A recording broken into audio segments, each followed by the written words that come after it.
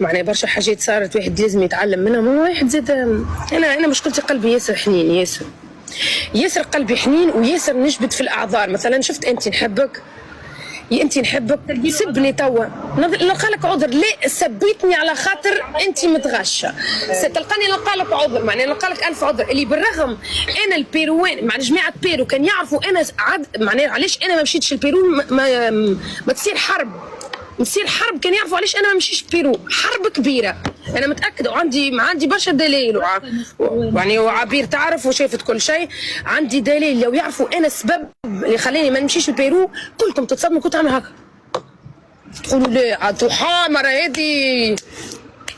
اما انا اللي ياسر جبت اعذار وياسر عطيت وياسر. نقول لك حاجه اخرى، الكلام ديما اللي قاعد يدير مغلوط، هذا مش صحيح جمله مش صحيح. علاش الناس مش الفانز نتاعك برشا بنات منهم مش قادرين ياخذوا قرار ناجح في الموضوع، انه الانسان هذاك نشط.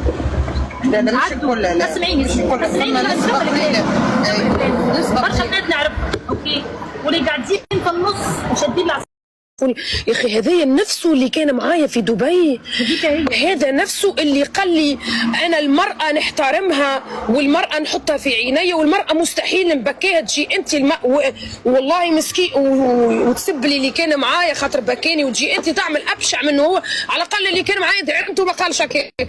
هو ما يجيش اعمل شو المتابعين، اعمل شو شنو نعمل في شو متابعينك، معناها ما فهمتش. ما اجابه عمرها ما كانت سبيتني، كان قلت لي يا رخيصه، كان قلت لي ما تدعمنيش، كان قلت لي اما انا نعمل لك في الشو متابعينك شنو فمك المخرة قالت تجبد لي في داعم نتاعي.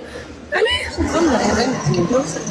لا غير مباشره انت ما تدعمش فيها فلوسك وصلوا اللي باعنا خسرت دلعنا ربي معاه. لا عاد هي هكا بنتي الدنيا دائره وتدور، اللي ما جاتش اليوم جات غدوه، واللي ما جاتش المصلحه تجي. مش نتكلم انا في